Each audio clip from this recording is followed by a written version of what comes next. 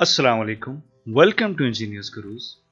आज की इस वीडियो में मैं आपको सिखाऊंगा कि किस तरह से आप वर्डप्रेस की थीम को स्क्रैच लेवल से डेवलप कर सकते हैं, बिल्कुल स्टार्टिंग लेवल से। आप में से बहुत सारे लोगों ने वर्डप्रेस की बहुत सारी वेबसाइट्स बनाई होंगी, डिफरेंट थीम्स का इस्तेमाल किया होगा, जो कि रेडीमेड थीम्स आपने इस्तेमाल की होगी। बट आज आप सीखेंगे किस तरह से आप अपनी खुद की थीम बना सकते हैं और उसमें फिर काम कर सकते हैं। तो वर्डप्रेस की थीम को डेवलप करने के लिए आपके पास कुछ चीजें होना लाजिम है, उसके ऊपर हम बात करते हैं। आपके पास कुछ लैंग्वेजेस का नॉलेज होना थोड़ा सा लाजमी है। HTML लैंग्वेज इस्तेमाल की जाएगी वर्डप्रेस की थीम को बनाने के लिए, जो कि स्ट्रक्चर्स बनाने का काम करती है। CSS लैंग्वेज कस्टमाइजेशंस का काम करती है, ठीक है। स्टाइलिंग की कस्टमाइजेशंस का काम करती है। PHP लैंग्वेज आपकी डेटाबेस के साथ काम करती है, आपकी इंफॉर्मेशन को एक जगह से दूसरी जगह पर पास करने के लिए इस्तेमाल की जाती है। और jQuery लैंग्वेज जो है वो पेजेस को रेंडर करने के लिए इस्तेमाल की जाती है। तो HTML और CSS का अच्छा नॉलेज आपके पास होना चाहिए अगर आप वर्डप्रेस की थीम बनाना चाहते हैं।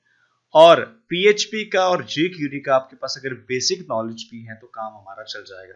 मैं बहुत कोशिश करूंगा कि आप लोगों को बहुत इजी और सिंपल स्टेप्स के साथ बताऊं कि हम किस तरह से थीम जो है वो डेवलप कर सकते हैं। वर्डप्रेस की थीम बनाने के लिए हम बहुत सारी फाइल्स क्रिएट करते हैं। उनमें से कुछ फाइल्स आपकी रिक्वायर्ड होती हैं और कुछ फाइल्स आपकी ऑप्शनल होती हैं। अब रिक्वायर्ड फाइल्स में आपके पास दो फाइल्स हैं जिनका आपको बनाना लाजमी है। उसके बगैर आपकी जो थीम है वो वर्डप्रेस के साथ कम्युनिकेट नहीं कर पाएगी। देखिए, उसमें सबसे पहले आपके पास फाइल है style.css की। इस फाइल को बनाने के दो पर्पसेस हैं। एक तो पर्पस ये है कि ये HTML के साथ स्टाइलिंग करने में इस्तेमाल होती है। डेफिनेटली जो आप HTML स्टाइल बनाएंगे अपना, उसको स्टाइलिंग करने के लिए यूज करेंगे। और दूसरा, ये जो थीम है ये बेसिकली ये जो फाइल है ये फाइल आपकी वर्डप्रेस के सिस्टम को इन्फॉर्म करती है, कम्युनिकेट करती है वर्डप्रेस के साथ कि ये थीम है। बेसिकली जो भी आप थीम बनाएंगे वर्डप्रेस की, हर वर्डप्रेस की थीम के फोल्डर के अंदर style.css के नाम से फाइल का होना लाजमी है। अगर मैं आपको एग्जांपल के तौर पे दिखा सकूं तो आप यहां देखें, ये मेरे पास एक वर्डप्रेस की बेसिक इंस्टॉलेशन है। इसके अंदर थीम्स के फोल्डर में अगर हम जाएं और इसमें से कोई भी थीम अगर हम ओपन करें तो उसमें आपको style.css के नाम से फाइल लाजमी मिलती है। कोई भी थीम अगर आप देखें उसमें आपको स्टाइल के नाम से फाइल लाजमी देखने को मिलती है, क्योंकि ये फाइल का होना लाजमी है, रिक्वायर्ड है। उसके बाद आपको रिक्वायर्ड है index.php की फाइल। ये फाइल आप में से बहुत सारे लोग जानते होंगे कि ये फाइल जो है बेसिकली इस्तेमाल की जाती है जो आपकी वेबसाइट के फ्रंट पेज पे लैंड करती है, ठीक है। फ्रंट पेज पे लैंड करने के लिए या जो जिसे आप कह सकते हैं simply this file serve as a default और फॉल बैक फाइल। मतलब जो फाइल जो है वो आपकी बाकी तमाम टेम्पलेट्स की फाइल्स को साथ लेके चलती है, उसको हम index.php कहेंगे। और index.php की जो फाइल है ये इसका भी होना आपकी थीम के अंदर लाजमी है। अच्छा, अब मैं जरा आपको एग्जांपल कोड दिखाता हूं कि हम style.css में और index.php में किस तरह का कोड लिखते हैं। तो अगर आप थोड़ा सा गौर से देखें तो ये हमारे पास style.css की फाइल का कोड है, जिसके अंदर हम बेसिकली वर्डप्रेस को इन्फॉर्म करते हैं कि हमारी जो थीम का नेम है वो ये नाम है, और थीम का जो यूआरएल है ये है, और इसके साथ ही description, author name, author URL, theme का वर्जन कौन सा है और थीम के टैग्स कौन सा है। मतलब ये थीम हमारी किस चीज से रेलिवेंट है, आप यहाँ पे टैग्स पे लिख सकते हैं। तो बेसिकली ये जो कमेंट है, ये कमेंट बेसिकली हम style.css की फाइल में सबसे टॉप पे लगाते हैं। वर्डप्रेस जब हम जाते हैं ना अपीयरेंस के अंदर थीम्स में, और जब हम अपनी इंस्टॉल्ड थीम की डिटेल्स चेक करते हैं तो बेसिकली वर्डप्रेस जो है वो हमारी style.css की जो फाइल होती है उसमें से हमें ये तमाम इंफॉर्मेशन चेक करके बता रहा होता है ये देखिए, अगर मैं आपको प्रैक्टिकली बता सकूं, आप अपीयरेंस के अंदर थीम्स में जाएं तो यहाँ पर हमारे पास बहुत सारी थीम्स इंस्टॉल्ड हैं। जैसे कि फॉर एग्जांपल ये थीम है, अगर मैं इसकी थीम डिटेल पे क्लिक करता हूं तो यहाँ पर आपको इसका वर्जन, थीम का नेम, ऑथर और इसकी बाकी तमाम डिस्क्रिप्शन, उसके टैग्स, ये तमाम जितनी भी इंफॉर्मेशन आप इस राइट साइड पे देख रहे हैं, ये तमाम इंफॉर्मेशन आपको जो वर्डप्रेस प्रोवाइड कर रहा है, ये इस थीम की style.css की फाइल से पिक करके आपको बता रहा है। सो आई थिंक अब आपको थोड़ा क्लियर हो गया होगा कि ये तमाम इंफॉर्मेशन हम क्यों style.css की फाइल में पुट करते हैं। इसी तरह index.php की फाइल, जैसे कि बेसिक सा कोड है, लाइक जिस HTML का बेसिक स्ट्रक्चर दिया है, टाइटल दिया है, बॉडी वगैरह वगैरह वगैरह, ठीक है, ये तमाम चीजें जो है वो हम इंडेक्स के फाइल के अंदर हम पुट करते हैं।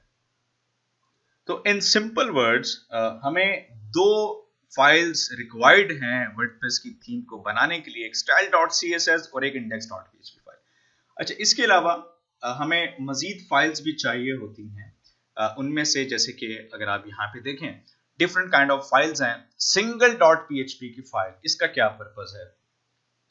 देखें, जब आप किसी भी वर्डप्रेस की वेबसाइट के अंदर पोस्ट ओपन करते हैं, मतलब पोस्ट का जो सिंगल पेज होता है, एक तो होता है ना हमारा, लाइक अगर हम किसी वेबसाइट, वर्डप्रेस की वेबसाइट में गए और वहां पे हमें जो है वो, लाइक हम किसी कैटेगरी पे क्लिक करते हैं, पोस्ट किसी कैटेगरी पे, तो हमें बहुत सारी पोस्ट नजर आ रही होती हैं।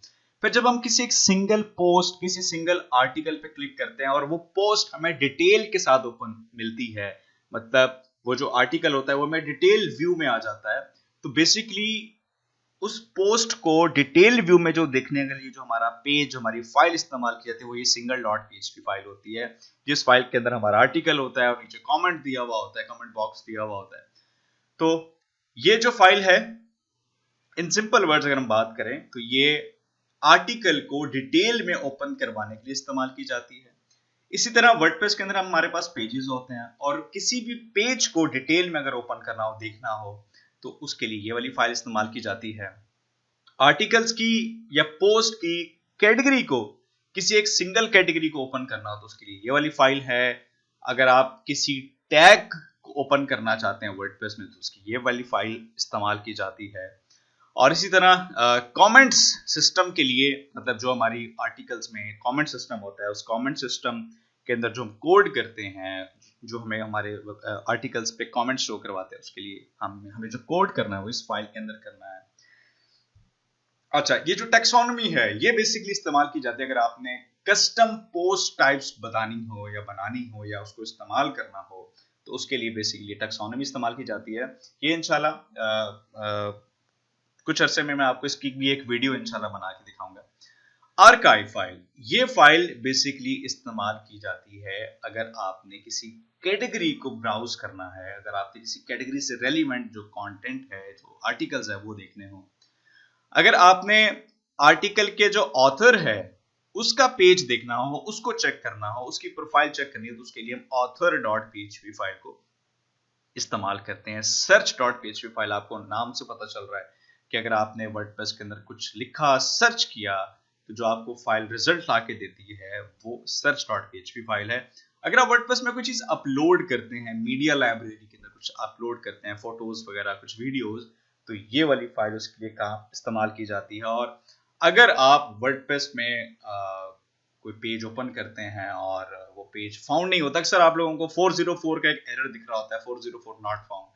तो अगर आपका यूजर आपकी वेबसाइट पे कोई ऐसा लिंक ओपन करता है, कोई ऐसा पेज ओपन करता है जो कि पेज एग्जिस्ट नहीं कर रहा अभी, मतलब या तो आपने डिलीट कर दिया या तो वो पेज एग्जिस्ट ही नहीं करता, तो यूजर को एक 404 नॉट फाउंड का एक मैसेज शो करता है। तो वो मैसेज जो है, वो तमाम चीजें आप 404.php फाइल में सेटअप करते हैं। तो ये तकरीबन फाइल्स हैं, ये हम इस्तेमाल करते हैं वर्डप्रेस की थीम को डेवलप करने के लिए। तमाम फाइल्स, आप इसको रिक्वायर्ड नहीं कह सकते ये तमाम, लेकिन इस्तेमाल की जाती हैं, क्योंकि इनके बगैर जो है वो आप एक मुकम्मल वर्डप्रेस की थीम नहीं बना सकते। तो ये जो दो फाइल्स हैं, style.css, index.php, ये मस्ट रिक्वायर्ड हैं। और बाकी जो ये फाइल्स हैं, ये हमारी रिक्वायरमेंट्स पर डिपेंड करती है।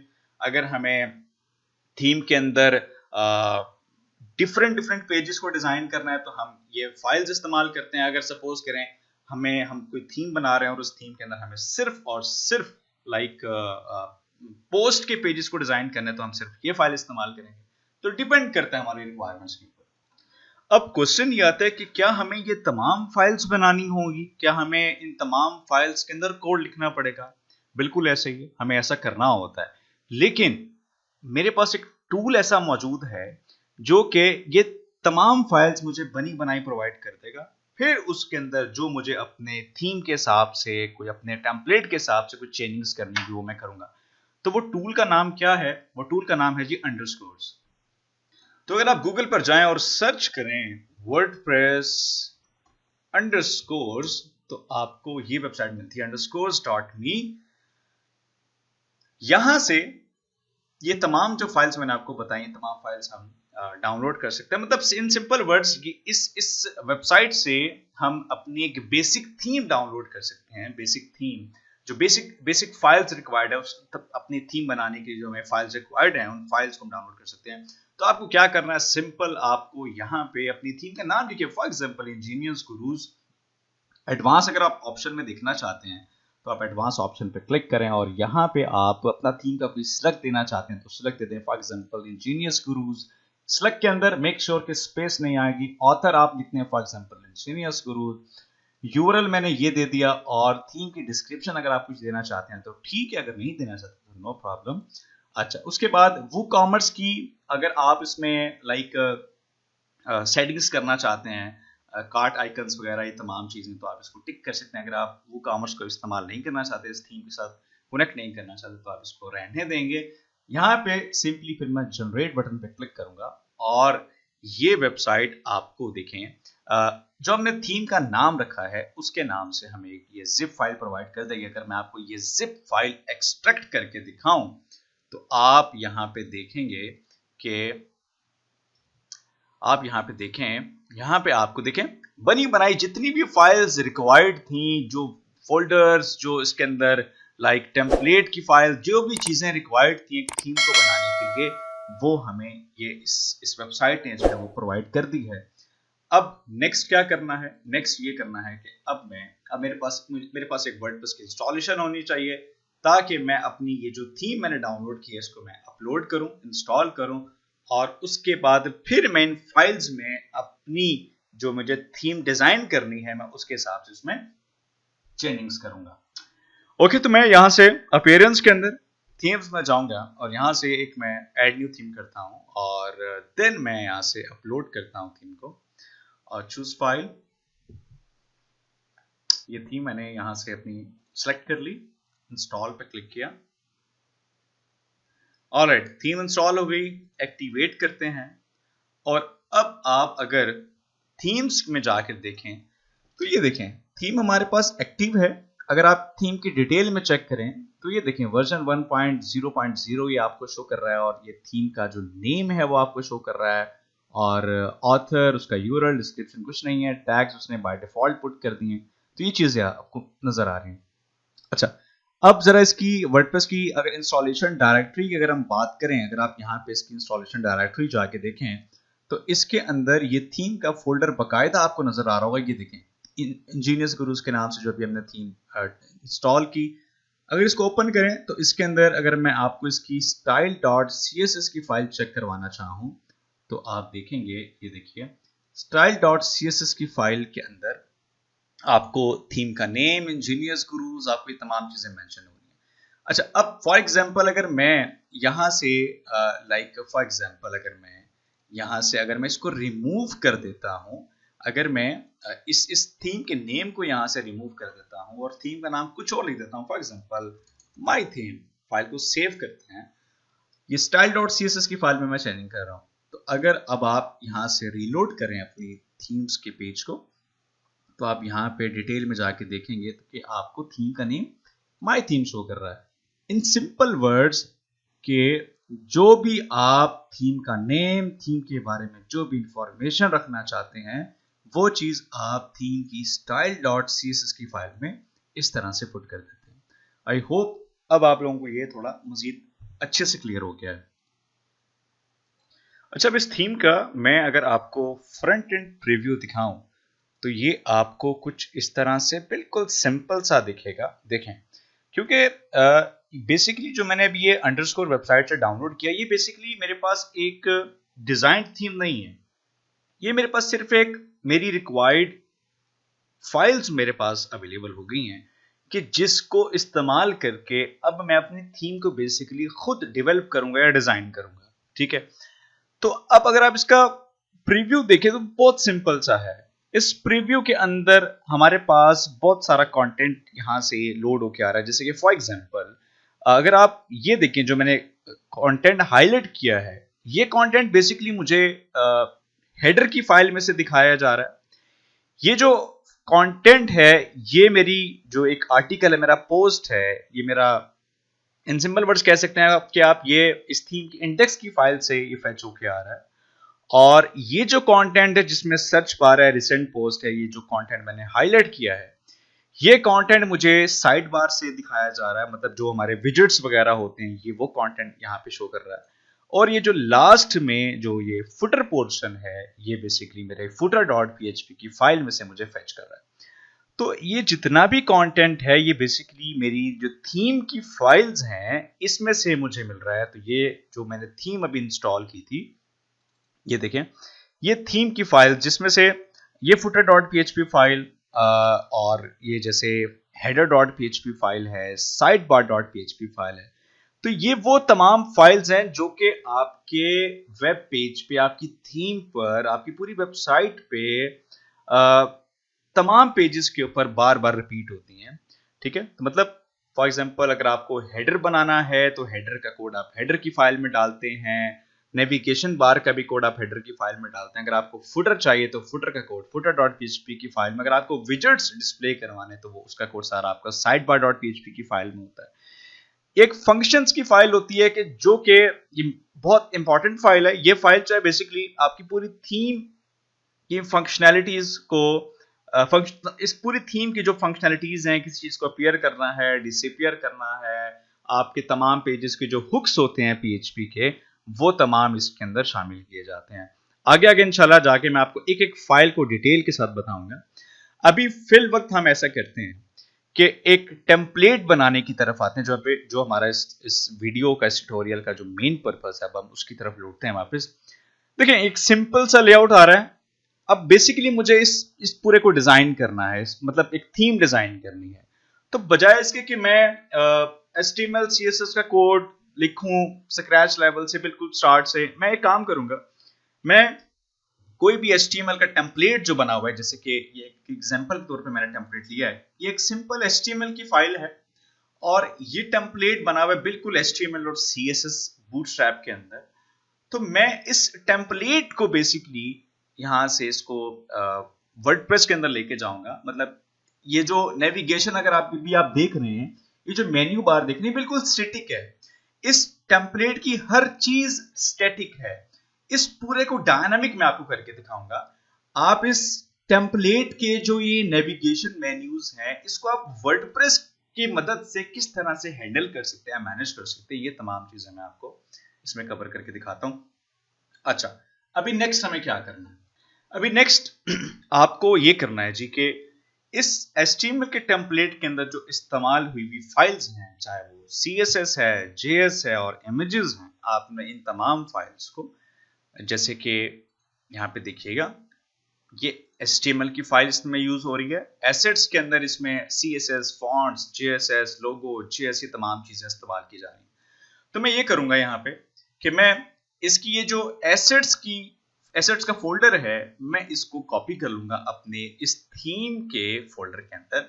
htdocs, मेरी वर्डप्रेस की इंस्टॉलेशन, और ये जो मैंने थीम अभी इंस्टॉल की है, इस थीम में जाऊंगा और यहाँ पे जाके मैं इस जगह पर थीम्स के अंदर यहीं पर एक यहाँ पर पेस्ट कर दूंगा। आप चाहें तो एसेट्स के अंदर, जैसे अभी इस वक्त मैंने फोल्डर्स रखे हैं, इस तरह भी रख सकते हैं, या इन फोल्डर्स को उठा के आप बाहर यहाँ पर भी पेस्ट कर सकते हैं। आपकी अपनी चॉइस है। कोशिश करें कि एसेट्स के फोल्डर के अंदर हो जाए, ताकि फाइल्स की हायरार्की थोड़ी बेहतर हो सके और आपको पता हो कि मेरी इस थीम के अंदर इस्तेमाल हुई जो फाइल्स हैं वो एसेट्स के फोल्डर के अंदर मौजूद हैं।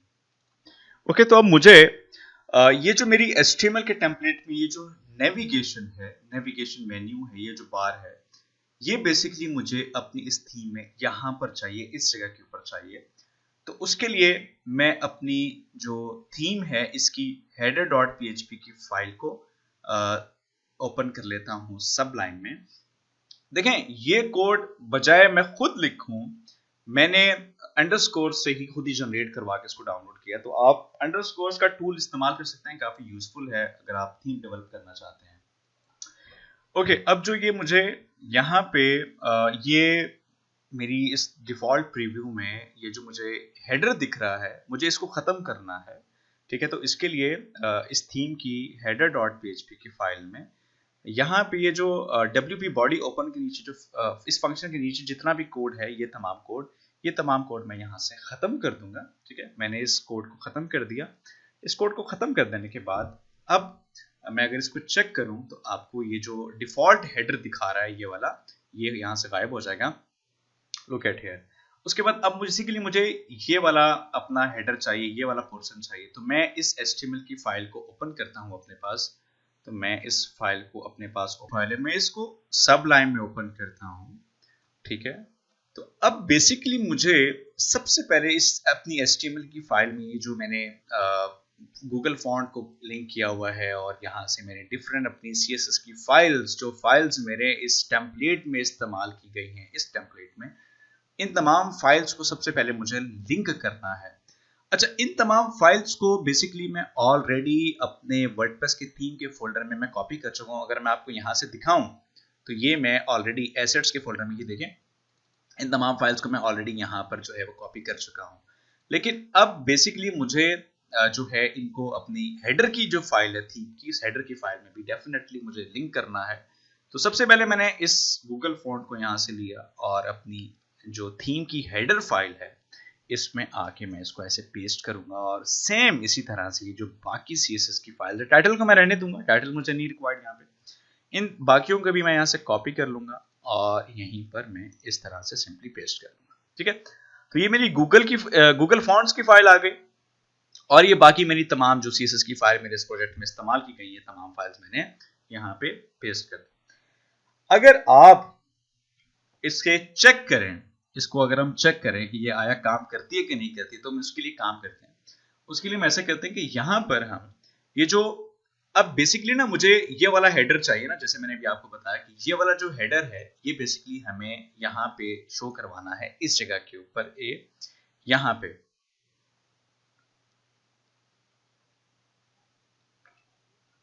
यहाँ पे मुझे डिस्प्ले करना है, ये वाला हेडर मुझे यहाँ पे रिक्वायर्ड है। तो उसके लिए मुझे इस पूरे हेडर का जो कोड है मेरी HTML की फाइल से मुझे अपनी header.php की फाइल में कॉपी करना है ताकि ये मेरा हेडर यहाँ पर आ सके। तो उसके लिए मैं इस हेडर की फाइल को यहाँ से ऐसे इस तरह से कॉपी करता हूँ, हेडर का कोड, और अपनी header.php की फाइल में इस जगह पे जहां से मैंने जो इसका डिफॉल्ट कोड था वो रिमूव किया था, वहां पे मैं इसको पेस्ट कर लूंगा। तो अब अगर आप इसको देखें, रिफ्रेश करें, यहां से चेक करें, तो आपको नेविगेशन बार देखते हैं किस तरह से दिखती है। ये देखें, ये आपको नेविगेशन बार कुछ इस तरह से दिख रही है, लेकिन हमें चाहिए कैसे? हमें तो इस तरह से चाहिए ना, जैसे कि यहां पर हमें दिख रही है। तो अब उसके लिए क्या करना है? उसके लिए अब हमने जो ये ऊपर CSS की फाइल लिंक्स हैं, इनका पाथ ठीक करना है, क्योंकि इनका पाथ ठीक नहीं है। क्योंकि अगर आप अपने इस पेज में इसका सोर्स कोड ओपन करके देखें तो हमें पाथ क्या शो कर रहा है? हमें पाथ बेसिकली शो कर रहा है कि एसेट्स के फोल्डर में CSS और फिर ये वाली फाइल मौजूद है। अगर आप इन्हीं फाइल्स को ओपन करें तो ये फाइल्स आपके पास ओपन नहीं होंगी। अगर आप देखें तो ये तमाम CSS की फाइल्स आपके पास ओपन नहीं होनी है, वो डिफॉल्ट ही आपको इंडेक्स की फाइल दिखा देगा। ये देखें, आपके पास CSS की फाइल्स ओपन नहीं होनी। इसका मतलब यही है कि आपका ये जो पाथ दिया हुआ है, ये पाथ आपका ठीक नहीं है। तो बेसिकली अब वर्डप्रेस को ये बताना है कि ये जो CSS की फाइल्स है ये कहां पे मौजूद है। तो वर्डप्रेस को हमें अपनी टेम्पलेट डायरेक्टरी की डायरेक्शन को जो है वो इसको इन्फॉर्म करना है। तो उसके लिए वर्डप्रेस आपको एक फंक्शन प्रोवाइड करता है। फंक्शन क्या? उसके लिए आपको गूगल पे जाएं, आप सिंपली सर्च कर लें थीम डायरेक्टरी URI ये देखें, ये आपको एक फंक्शन शो कर रहा है, ये वाला गेट टेम्पलेट डायरेक्टरी यूआरएल। अगर आप इसको ओपन करें तो लुक एट हियर, ये लिखा हुआ है रिट्राइव्स template directory URL for current theme. ठीक है, तो आपको क्या करना है, सिंपल सी बात है, आप ये करेंगे, मैं आपको बताता हूं कि आप इसके लिए आपको ये करना है जी। आप सिंपली अपनी header.php फाइल में आए, यहां पर ये जो लिंक है फाइल का, इससे पहले यहां पे php इस तरह से इको और इस फंक्शन को सिंपली कॉल कर दें, कॉपी करें और यहां पे इसको इस तरह से सिंपली डाल दें, सेमीकोलन, दैट्स इट। यहां पे एक फॉरवर्ड स्लैश भी आएगा। अच्छा, अब ये हमने कर लिया, फाइल को जरा सेव करते हैं जी, और अब हम देखते हैं इसका दोबारा से सोर्स कोड ओपन करके। तो आप देखें, ये देखें, एक दफा रिफ्रेश करते हैं अगेन, तो ये देखें आपको एक बिल्कुल बकायदा सही तरीके से पाथ शो कर रहा है। देखें localhost/wp/wp कंटेंट थीम्स, या आपके थीम्स के अंदर ये जो आपकी थीम के फोल्डर का नाम है ये भी आ चुका है, और स्लैश फिर उसके अंदर एसेट्स है, फिर सीएसएस है। फिर अगर आप इस पर क्लिक करें तो आपको बकायदा ये देखिए आपकी जो सीएसएस की फाइल है वो यहाँ पे आपको लोड होती हुई नजर आ रही है। तो बेसिकली ये फंक्शन इस्तेमाल किया जाता है अगर आपने वर्डप्रेस को अपनी थीम की डायरेक्टरी तक पहुंचाना है, उसको अपनी थीम के फोल्डर तक अगर उसको लेकर जाना है।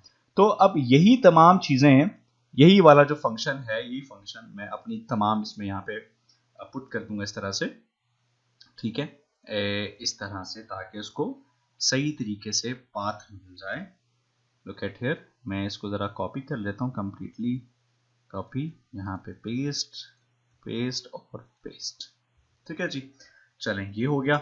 अब जरा इसको अगर रिफ्रेश करें सोर्स कोड को, तो आप देखेंगे, ये देखें एक सही तरीके से जो पाथ है वो डिफाइन हो चुका है। और अब अगर हम इस पेज को रिफ्रेश करें, ये देखें, तो ये आपका लुक एट हियर, जिस तरह से आपके टेम्पलेट में हेडर है उस तरह से आपके पास आ चुका है। मैं थोड़ा सा इसको जूम आउट करता हूं, जैसे 100% है उस तरह से, या एग्जैक्टली देखें उस तरह से आपके पास जो ये हेडर है वो आपका इस तरह से आ चुका है। बट स्टिल ये आपका एक स्टैटिक हेडर है। अगर आप इसका कोड चेक करें तो ये आपके पास, ये देखें, ये इसकी नेविगेशंस हैं, लेकिन ये अभी तक फिलवक्त जो है वो बिल्कुल स्टैटिक है। हमें बेसिकली ये चीज चाहिए कि मैं वर्डप्रेस का जो अपीयरेंस के अंदर, जब हम वर्डप्रेस में जाते हैं और ये जो इसका नेविगेशन सिस्टम होता है सारा मेन्यू के अंदर, मैं चाहता हूं कि यहां से मैं इन तमाम मेन्यूज को इस तरह से यहां से मैं मैनेज कर सकूं, राइट। तो उसके लिए क्या करना होगा, तो अब आप जरा गूगल पर जाएं और यहाँ पे जरा सर्च करें WP nav मेन्यू अरे।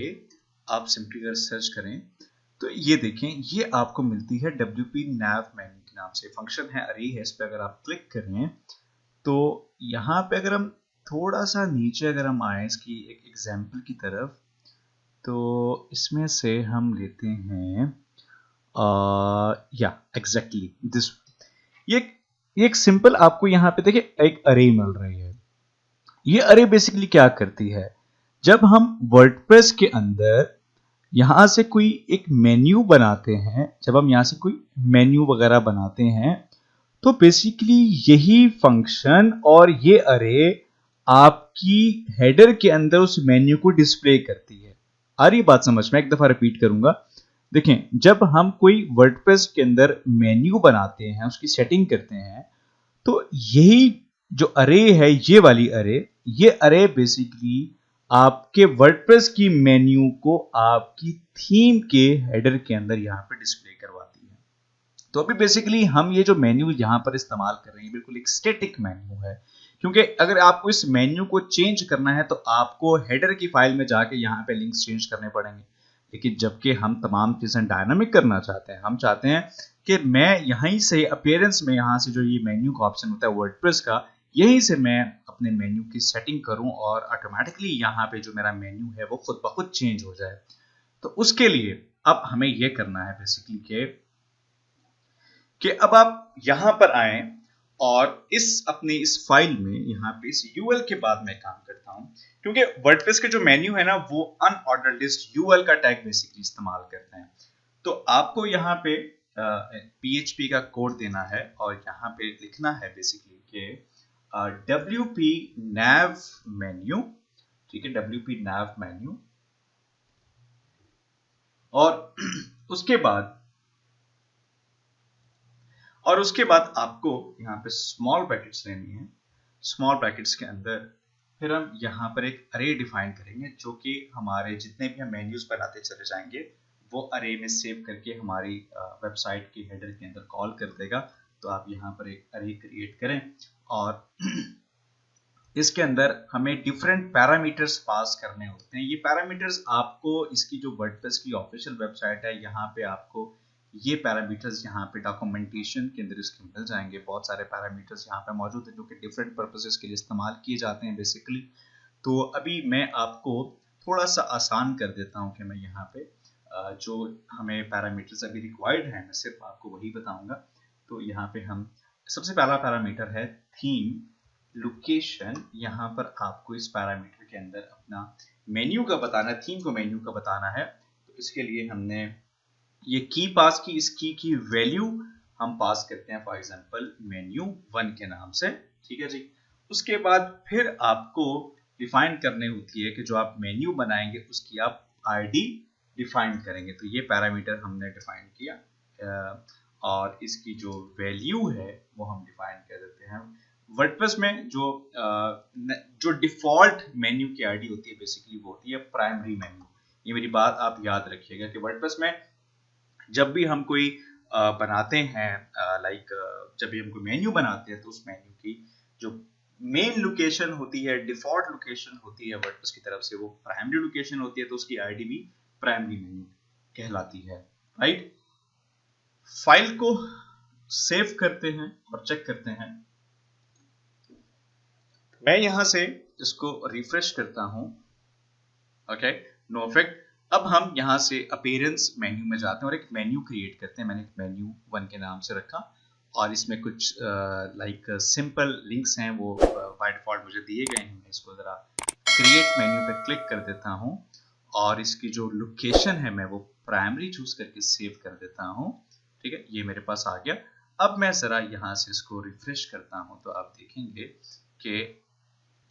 कि आपके पास ये देखें, ये एक सैंपल पेज के नाम से मेन्यू आ रहा है और उसके जो ऊपर है वो आपको यहाँ पे डिस्प्ले कर रहा होगा। ये थोड़ा सा ऊपर से हिडन हुआ है, ये देखें अगर आप थोड़ा सा होल्ड करें। अच्छा, अब कहने का मकसद ये है कि इस अरे की मदद से जो हमारे मेन्यूज है वो यहाँ पर आना स्टार्ट हो चुके हैं। लिहाजा अब मुझे ये जो स्टैटिक मेन्यू है ये नहीं चाहिए मुझे। तो मैं यहाँ से अपने जो ये स्टैटिक मेन्यू है इसको यहाँ से कमेंट कर देता हूँ। मैं यहाँ से इसको कमेंट कर देता हूँ, डिसेबल कर देता हूँ, राइट, ओके, परफेक्ट। इसके बाद अगर हम ब्राउजर को चेक करें, रिफ्रेश करें, तो ये देखें वो हमारा मेन्यू जो है वो यहाँ से खत्म हो चुका है और जो स्टैटिक मेन्यू था वो खत्म हो चुका है। और ये जो मेन्यू आपको यहाँ पे ये डिस्प्ले हो रहा है, ये बेसिकली आपकी यहाँ से वर्डप्रेस के यहाँ से ये बेसिकली डिस्प्ले किया जा रहा है। अब हम इसकी थोड़ी सी स्टाइलिंग और थोड़ी सी सेटिंग करते हैं, क्योंकि देखें अगर आप यहाँ पे इसको जरा थोड़ा सा अगर आप इंस्पेक्ट एलिमेंट करके देखें तो यहाँ पे देखें, यहाँ पे बेसिकली जो क्लास इस्तेमाल की जा रही है वो मेन्यू के नाम से क्लास इस्तेमाल की जा रही है। वर्डप्रेस की जो डिफॉल्ट क्लास होती है मेन्यू की, वो मेन्यू के नाम से होती है, ठीक है। लेकिन जब आप टेम्पलेट में अगर आप देखें, अपने टेम्पलेट में अगर आप देखें तो यहाँ पर जो क्लास इस्तेमाल की जा रही थी वो नैवबार, ये तमाम चीजें थी। तो बेसिकली अब हमने जो ये वर्डप्रेस का मेन्यू यहाँ पे आ रहा है, इस मेन्यू को बेसिकली हमने अपने जो टेम्पलेट की जो क्लासेस हैं वो इसको असाइन करनी है। तो उसके लिए हमें यहाँ से एक पैरामीटर मजीद चाहिए होगा। उस पैरामीटर का नाम है बेसिकली मेन्यू क्लास। ये पैरामीटर जो है बेसिकली क्लास जो है वो इस्तेमाल करने के लिए इस्तेमाल किया जाता है, किसी अपने मेन्यू को क्लास असाइन करने के लिए। तो कैसे करेंगे? सिंपल, आप इस पैरामीटर को लें, यहां पर आप आए और यहां पे आप आके इस तरह से एक पैरामीटर हम मजीद पास करते हैं। यहाँ पे हमने लिखा पैरामीटर मेन्यू क्लास और यहाँ पे हम इसकी वैल्यू के अंदर जो हमारी इसकी ये क्लासेस हैं, ये क्लासेस हम यहाँ पे सिंपली कॉल कर लेते हैं, दैट्स इट, ठीक है जी। अब हमारे इस मेन्यू को ये वाली क्लासेस अप्लाई कर देगा। हम इसको जरा ट्राई करते हैं, रिफ्रेश करते हैं। लुक एट हियर, ये मैंने रिफ्रेश किया तो आप देख सकते हैं कि आपको ये जो दोनों मेन्यू हैं यहाँ पर वो आपके पास यहाँ पे आ चुके हैं। अगर मैं इसको जरा आपको इंस्पेक्ट करके दिखाऊं तो ये देखें, जो क्लासेस मैंने यहाँ पर इसमें इसके पैरामीटर में पास की हैं, यही क्लासेस अब हमारे ये जो यूएल है उसके अंदर, ये लुक एट हियर, ये क्लासेस हमारी पास हो चुकी हैं और जो मेन्यू के नाम से क्लास थी वो उसने रिप्लेस कर दिया। ठीक हो गया जी। अच्छा, ये देखें बिल्कुल सेम वही इफेक्ट्स उसी तरह से सारा कुछ हमारे पास ये आ चुका है। अब अगर फॉर एग्जांपल मैं अपने इस मेन्यू में कोई और मजीद चीज ऐड करना चाहूँ, लाइक जैसे कोई कस्टम लिंक ले लेते हैं, फॉर एग्जांपल हम ले लेते हैं जी, फॉर एग्जांपल हम ले लेते हैं google.com, ठीक है। इसको मैं अपने इस मेन्यू में ऐड करता हूँ और मैं इसको यहाँ से सेव करता हूँ। तो क्या अब हमारे यहाँ पर वो मेन्यू ऐड होगा? रिफ्रेश करते हैं। ओके, परफेक्ट, देखें ऐड हो गया। मतलब अब आप अपने इस मेन्यू को वर्डप्रेस की मदद से यहीं से ही इसको मैनेज कर सकते हैं। वीडियो काफी लेंथी हो चुकी है, आई होप यहाँ तक आप समझ चुके हैं। नेक्स्ट वीडियो में मैं आपको बताऊंगा कि इंडेक्स पेज को हम किस तरह से डायनामिक करते हैं और ये तमाम चीजें हम किस तरह से डील करेंगे। अपना बहुत सारा ख्याल रखिएगा, मिलते हैं नेक्स्ट पार्ट के। टेक केयर, अल्लाह हाफिज़।